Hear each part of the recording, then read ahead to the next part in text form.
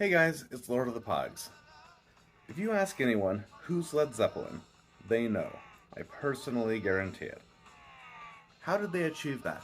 How did they become such a household name? When their drummer John Bonham died, instead of finding a replacement, they called it quits. They wanted to be remembered as they were. As a result, they're now legendary. They've reunited for one-time performances with Phil Collins on drums at Live Aid in 1985 and with Jason Bonham on drums in 1988, 1994, and 2007. It's always fun to hear about a Led Zeppelin reunion concert, and they're fun to watch, but it never recaptures the spirit of the 1970s. A Beatles reunion was talked about before John Lennon's death in 1980 and speculated before George Harrison's death in 2001, but any kind of Beatles reunion wouldn't have recaptured the spirit of the 1960s. Kiss announced their end-of-the-road world tour in 2019.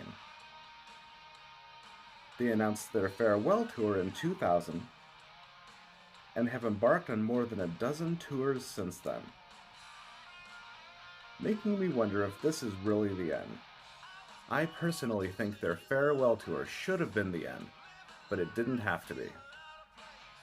They've been around for a long time and have gone through multiple lineup changes, but they've always stayed relevant and grown with the times. In the 1970s, their music was just that, very 70s, with albums like Kiss and Love Gun.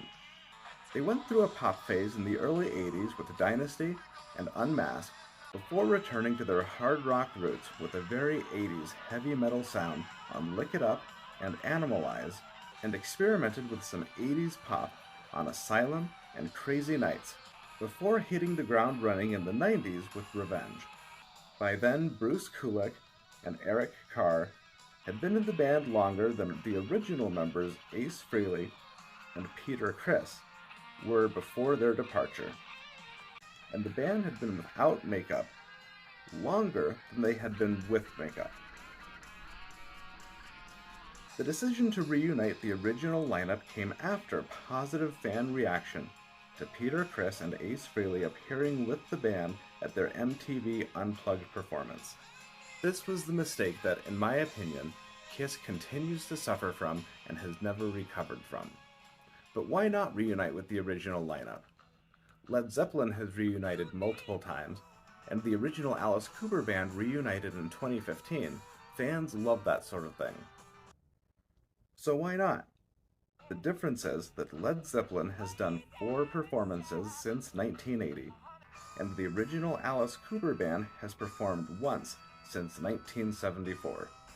Paul McCartney and Ringo Starr have performed together a number of times, but never as the Beatles, and they've never embarked on a Beatles reunion tour. The last studio Kiss album released before the original lineup reunited was 1992's Revenge, and it was so good. They collaborated with Bob Ezrin for the first time since 1980's The Elder, but the production of Revenge was more on par with 1976's Destroyer, which Bob Ezrin also produced.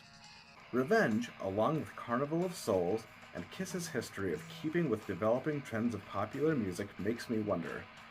If Kiss had done a one-time performance with the original lineup, or even embarked on a short tour before sticking with Bruce Kulick and Eric Singer, where would they be now? Instead, they've stopped moving forward and become a cover band of who they used to be. Paul Stanley has even been noted as saying, "We don't have to be as good as we were, we just have to be as good as people thought we were." Why do you have to be as good as people thought you were?